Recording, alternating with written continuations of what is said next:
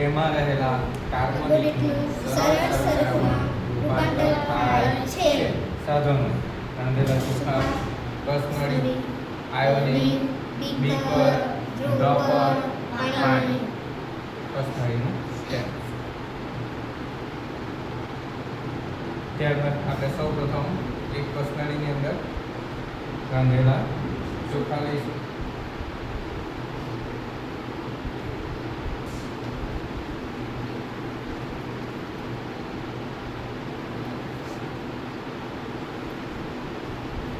તેમાં 3 થી 4 ટીપા આયોડીનનો દ્રાવણ ઉમેરીશું. આપણે જોઈ શકીએ છીએ અંદર આપણને કાળો ભૂરો રંગ જોવા મળે છે, જે દર્શાવે છે કે રાંધેલા ચોખાની અંદર કાર્બોનિક હાજર હોય છે. હવે આ જે ચોખા છે એને આપણે મોંમાં રાખીને થોડો વાર માટે ચાવવાના હોય છે.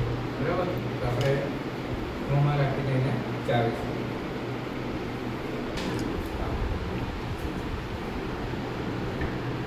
ચોખાને બરાબર ચાવ્યા બાદ એને એક કસનળીમાં ફરીથી લઈશું.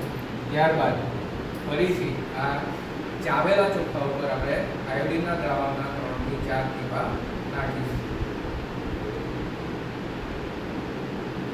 અને ફરીથી આપણે જોઈશું. તો આપણી જે હવે આ જે કલર આવે છે એમાં આપણને આછો રંગ દેખાય છે.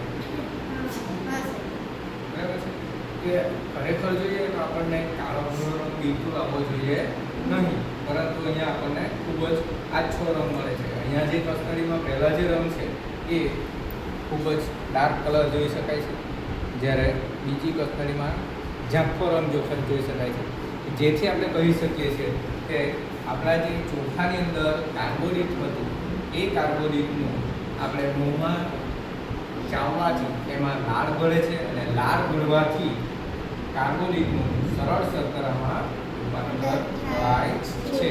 આ રીતે આપણા મોંમાં જેટલું વધારે આપણે ચાવીશું તેટલું મોંમાં વધારે લાળ ગળશે અને કાર્બોનેટનું સરળ શર્કરામાં રૂપાંતર થઈને આપણા ખોરાકનું પાચનની શરૂઆત થશે.